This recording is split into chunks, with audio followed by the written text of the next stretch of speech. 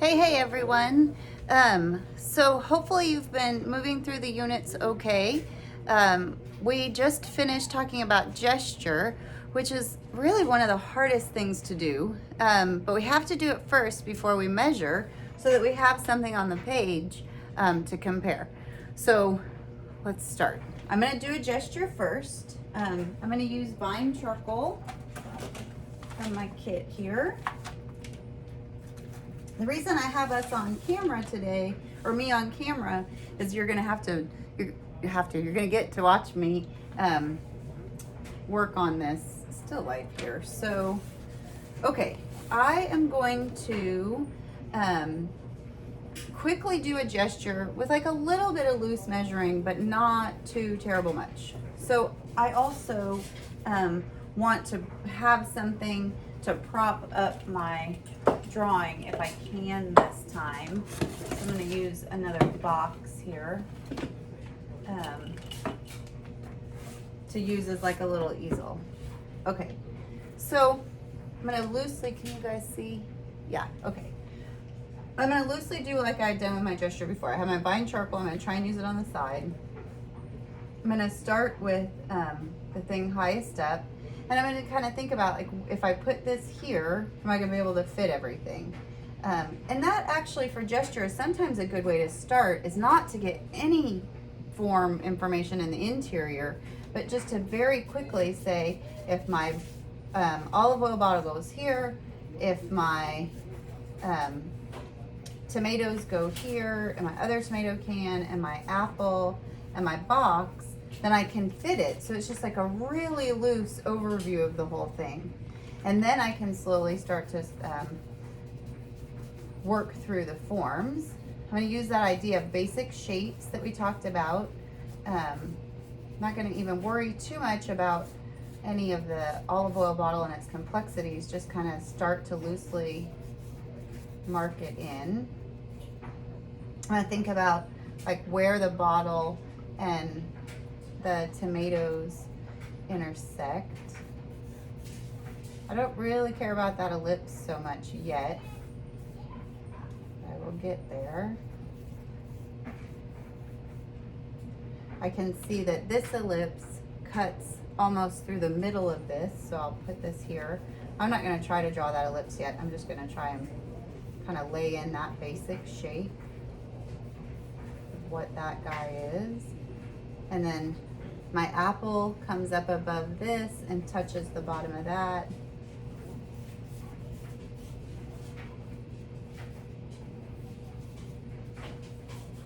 Apple.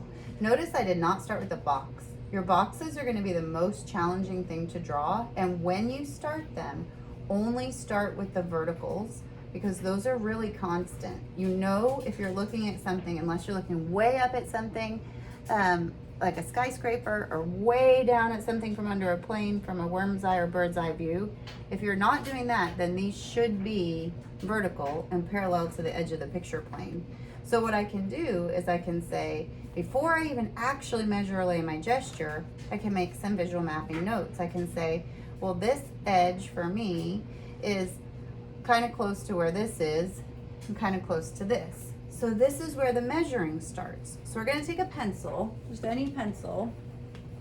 We're going to hold it with the non-pointy side up. If we were in class, I would have given you barbecue skewers, but if you have a barbecue skewer, you can use one, but a pencil works fine. And this is where we're going to sight. So let's see if I can get this in camera so that it makes sense. I'm going to hold it at the bottom, and I'm going to start to try to line things up. So I'm going to go with this long vertical in the back, and I'm going to see how it relates to this. So I'm going to hold my pencil and close one eye, like so. I'm going to try to keep my arm straight so that I have a constant with my elbow. It's a little harder in narrow spaces. But when I look down my pencil from this line through the bottom of the box, I can see that the bottom of the box is just a little bit to the right of my olive oil bottle. Now I'm going to come to this vertical, hold it up, and ooh, that's nice. It lines up in where my vision is with the side of this bottle, so then I can go from here Good boy. And drop this down, and I can say, okay, that's the side of my box. And that's pretty easy. And I'm just gonna draw tall verticals and no diagonals, because those will be really confusing if I start to try to get those put in there. But I'm gonna find this other side and hold it up. It's a little harder because it's just a lot of white negative space over here, but I can see that it just comes to the other side of the ball. So now I have a basic understanding of where that box is going to sit. So at this point, now we're going to use the tool for something different. So that's one thing. You can find where things line up on the vertical. You can also do that in the horizontal, which we're going to do that in a minute. But before we do that, we're going to measure some stuff. So what you have to do is you have to find something that you're going to refer back to every time. We're going to call that your constant. So you don't know what the best thing is until you kind of measure around. So I kind of was looking earlier, and what I have found was that if I put the tip of my tool visually on the top of my apple and my thumb on the bottom of my apple, and I hold that measurement, and then I start looking around my still life I can't change the distance of my arm, otherwise I screw up the measuring. I see where things match. And right away, what's really cool, oh, it's so great, it was an accident, is that this apple, visually, not literally, and this is where it gets sticky, is the same size as this, is the same size as that, is the same size as that. Well, you're saying, but this is a smaller can than that. Yes, but it's closer to me. So closer to me means that things look like they're diminishing in scale. I'll do some more demos about it, but hopefully it'll start to click.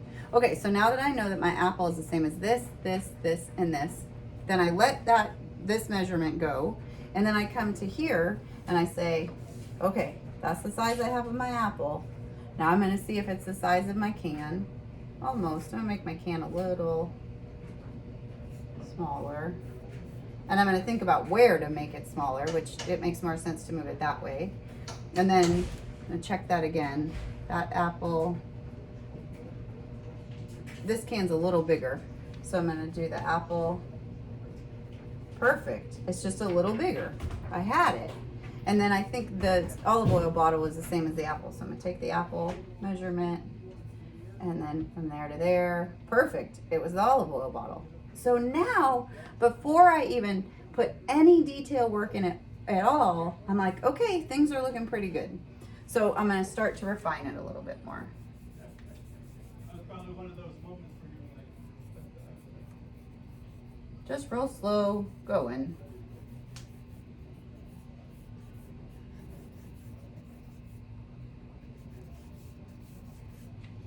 And I just moved so I could reach my paper, and it just shifted the whole thing. So that's where I gotta be careful. The idea is that when you're drawing, you're fixing your position in one place. I'll fix these ellipses here in a little while. I still don't really want to draw this cylinder. So I'm gonna explain why I don't want to. There's our vine. That's why it's so nice, because I can erase it really easily, but it's also not terribly, terribly messy when I use it this way.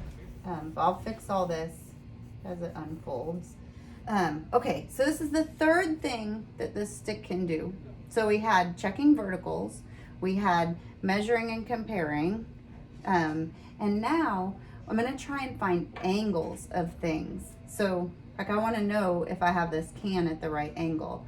So what you do is you hold the stick at the bottom, and then you say to yourself, that's 1 o'clock, 2 o'clock, 3 o'clock, 4 o'clock, 5 o'clock, 6 o'clock, and then you check. So I'm gonna hold my arm out straight, and I'm gonna line my pencil up on the angle of the smaller can, and then I'm gonna open my eyes and look at my angle, and I'm gonna say, it's a little above 3 o'clock. So it's not quite horizontal, it's just a little above.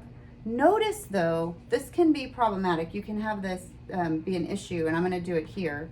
It's easy when you're close one eye to get confused and you have your pencil going like this, but that doesn't tell me anything about how to translate that on a flat page. So I have to make sure that I act like I have plexiglass in front of this, where I can't push it forward, even though I want to. There's a fly in my studio, sorry. So I have to pull it up and then rotate it until I get to where I want that angle. So I'm gonna find that angle on the tomato can. Yeah, it's a little above horizontal. So if this is horizontal, I need to drop that down a little. I think that's just a little too drastic. And there's my horizontal. So it's always good to use the horizontal and the vertical edges of the picture plane to help you kind of make sense where things will sit. Okay, so now I think I'm gonna start to do the ellipse. But instead of the ellipse first, what I wanna do is I wanna take this measurement, so from here to here, but I'll do it from afar. So I put the top of the pencil on the top of the can and my thumb on the bottom, and then I'm gonna see how big this ellipse is compared to that. And it is about 1/3 of the can, so it's very narrow. So if this is the can here, then I can only have, I'm gonna do it this way, sorry, the point gets in my way. Only about that is the width of the ellipse. Does that make sense, hopefully? So now I can lay in the edge of the can, and how we had practiced like letting your arm from your shoulder kind of find that shape when we were talking about the basic shapes well before even putting them together. And then this ellipse has to match the ellipse in the back. And I'm just going to draw it all the way through so that I can see it. And then I can erase the inside, but then I know that it's closer to being the right shape. And again, this is just very loose, like learning how to see. It's not so much about this drawing as it is about getting your placements and so forth. And then we'll adjust and fix and render meaning like fancy color later. I think this needs to be narrower because I kind of lost my ability to do the back of the box. Okay, so I work my way down. I'm gonna put these in real tall here. I'm gonna come back to that last. So then I can see where the ball sits in relationship to the edge of the can, and it kind of pulls in front of it. I'm gonna build this more with straight edges first so I can see that it's kind of crooked, and I want to use those straight edges. It helps me see how I can make it kind of that crooked feel a little bit better. I can see where there's like a divot point in here, and then I can render this all in later, but that kind of helps me see where that sits. Okay, so I have the 4 major objects and the hard one being the cube. So I'm going to put it in. So now, like I did when I was looking at this angle, now I'm going to start to look at the box, and I'm holding my pencil so it looks like it's flat against the picture plane, flat to me. And when I look across it, I lay it on this angle and I can see where it cuts the apple. I open my eyes and I say, well, if that's horizontal, then that might be 9:30 or 10 o'clock, a little above horizontal. And it cuts through the apple. So this is horizontal, but cut through the apple. And so by having these taller than I thought they needed to be, it allowed me to connect them in a way that didn't have them like being contrived and forced. Okay, I'm gonna find this angle, which I know is very steep. Okay, so if this is vertical, I'm gonna drop my pencil over, so it's like 1 o'clock, call it. So vertical.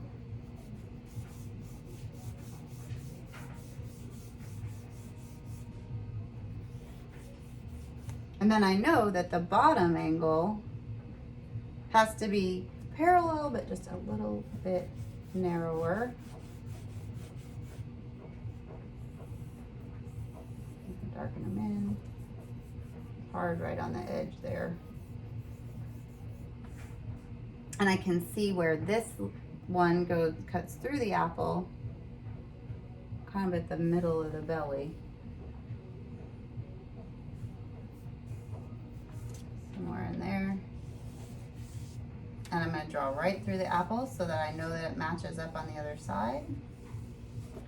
I'm dragging the charcoal on its side so that it forces me to make a straight line. And I have that amazing vine charcoal, so that little guy, I'm not worried about that. I can just kind of turn that into apple later. And again, these are just kind of giving us our beginnings. Okay, so it's looking like it's starting to sit in space, and I have to figure out this next one. So remember, we started with the verticals. You make sure they're vertical, parallel to the vertical edge of the picture plane, so they don't look kittywampus. I don't know if that's a word. And then you find these angles based on all the other stuff that you've laid in. So I'm going to find this back part and see where it comes in behind here. So if this is 3 o'clock and this is, oh, it's like 45 degrees. So it's like right here, which it should, because it should line up with this one with a little bit of an angle going down. So here, it's not quite right. It's got to go up.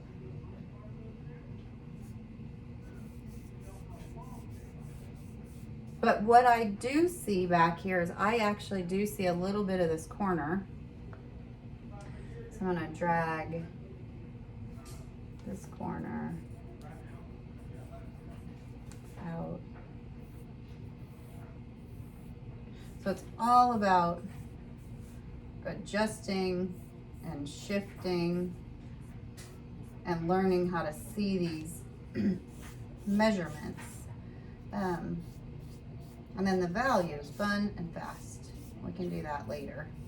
We'll get really into value and we'll like really understand how that works and how you can start to make things look really rendered. But you really don't want to do a lot of value at this stage, because you'd spend all this time putting this like really thoughtful rendering together, and you'd be like, oh, my bottle is crooked, or oh, the proportions are all off. And so then you would have wasted all this time kind of building something beautiful and then step back and be like, oh, that's totally crooked. Okay, I'll do another one of these, maybe without talking, but to go faster through it. So if you can set up your own still life and then practice, and then we will meet back up soon. Okay, thank you everyone, bye.